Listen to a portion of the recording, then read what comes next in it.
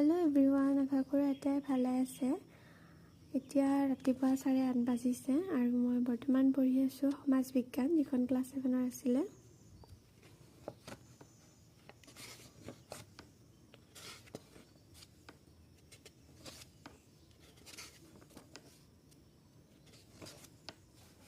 আৰু যোৱা দুদিনত মোৰ এইখিনি পঢ়া হৈছে ভূপৃষ্ঠৰ সময় গণনা।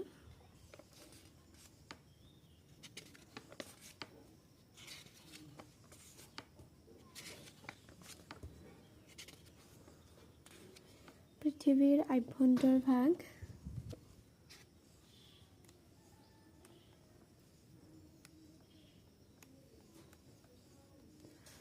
পৃথিৱীৰ উপৰিভাগ আৰু ইয়াৰ পৰিৱৰ্তন। আৰু যোৱাকালি ৰাতি মই ইয়াৰে যিটো 4 নম্বৰ লেচন আমাৰ পৰিৱেশ এইটো পঢ়িছোঁ, আৰু আজি হ'ব 5 নম্বৰ সম্পদ। আজি মই এইখিনি পঢ়িম।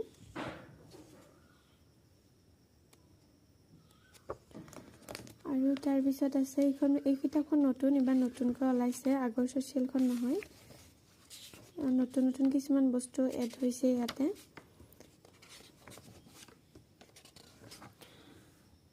তাৰপিছত আছে মানৱ সৃষ্ট পৰিৱেশ আৰু মানৱ সম্পদ, অসমৰ সম্পদ, উত্তৰ পূব ভাৰতৰ জলবায়ু, প্ৰাকৃতিক উদ্ভিদ, কৃষি, জনসংখ্যা, এইখিনি আছে। আৰু ইতিহাস খণ্ডত আছে মৌৰ্য যুগৰ পৰৱৰ্তী ভাৰতবৰ্ষ, গুপ্ত সাম্ৰাজ্যৰ উত্থান, গুপ্ত যুগৰ পৰৱৰ্তী ভাৰতবৰ্ষ, প্ৰাক ঐতিহাসিক অসম, মধ্যযুগৰ ভাৰতবৰ্ষৰ ইতিহাস অধ্যয়নৰ সমলসমূহ, দিল্লীৰ চুলতানী যুগ, মোগল ৰাজত্বৰ কালত ভাৰতবৰ্ষ, মোগল যুগ, সমাজ আৰু সংস্কৃতি।